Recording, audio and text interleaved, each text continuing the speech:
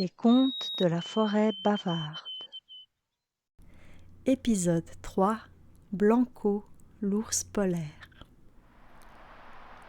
Il était une fois, dans la grande forêt gaspésienne, un ours qui s'appelait Blanco. Blanco était un jeune ours polaire, tout juste adolescent, qui vivait sur une banquise au nord de l'Arctique. Curieux de nature, il passait ses journées à observer les jeux des phoques et les danses des aurores boréales, tout en rêvant d'aventures loin au-delà de l'horizon glacé. Un jour, alors qu'il regardait la mer, un grondement le surprit. La banquise s'était fracturée. Blanco se retrouva emporté, seul, sur un immense bloc de glace qui dérivait lentement vers le sud. Pendant plusieurs jours, Blanco dériva sur l'iceberg.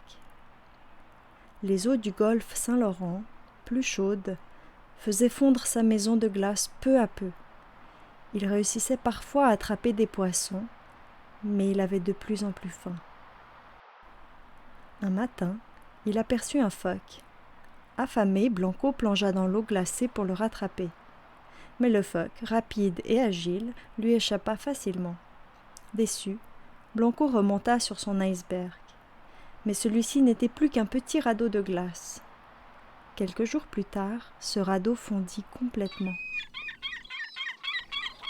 Blanco se retrouva seul, au milieu de la mer. Pas de rivage à l'horizon. Il n'avait pas le choix, il devait nager. Il nagea pendant des heures, puis des jours. Ses pattes étaient lourdes. Il n'en pouvait plus.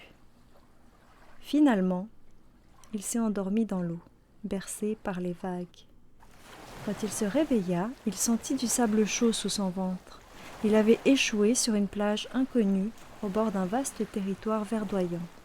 Devant lui s'étendaient des collines boisées à perte de vue. Blanco comprit alors qu'il était très loin de chez lui. C'était la Gaspésie. Au loin, Blanco aperçut des animaux qu'il n'avait jamais vus de sa vie. C'étaient des humains. Il les observa un moment, méfiant, puis choisit de fuir dans la forêt pour se cacher. Il n'avait jamais vu autant d'arbres ou senti autant d'odeurs différentes. Ici, il n'y avait ni neige, ni glace, mais des plantes, des insectes, des animaux qu'il ne connaissait pas. Alors qu'il cherchait à manger, Blanco tomba nez à nez avec une famille d'ours noirs. Ils étaient bien plus petits que lui.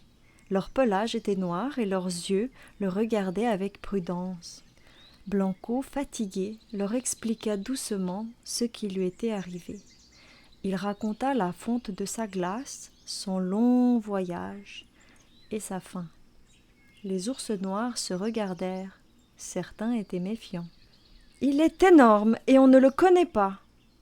Mais d'autres pensaient autrement. « Il est seul, il a besoin d'aide et il n'a rien fait de mal. » Après une longue discussion, ils décidèrent de l'aider. Ils lui montrèrent où trouver des petits fruits, comment dénicher du miel et quelles plantes éviter. Blanco découvrit un nouveau monde plein de couleurs, de sons et de goûts. Petit à petit, Blanco devint leur ami. Ils lui apprirent à vivre en forêt et lui, en retour, leur raconta l'Arctique, les aurores boréales et les glaciers.